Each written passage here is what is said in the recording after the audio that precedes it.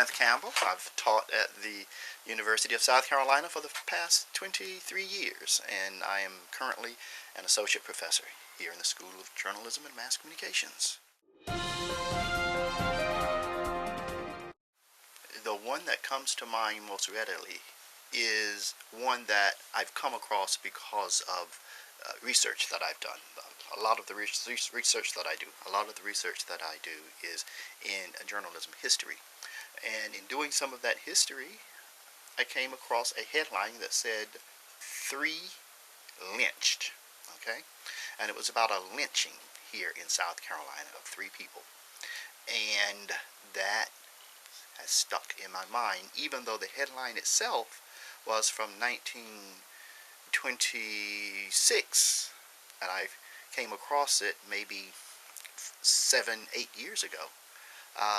It just made me stop and start thinking about what must have been going on at that time period. And as a result, I ended up doing some research on that particular story and becoming interested in newspaper coverage of that incident. And while you're not talking about design in terms of pictures and so forth, it was just the effective use of large type telling the story.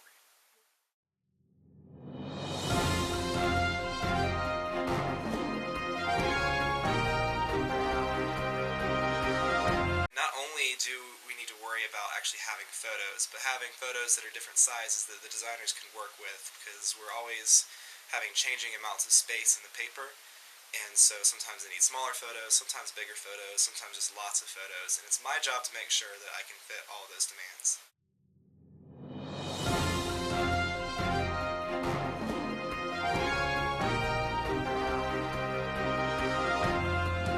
Actually really awesome and rewarding experience, because you can see the finished product the next day on the stands, and it's really awesome to see a stand that's completely empty because everyone's taken a copy.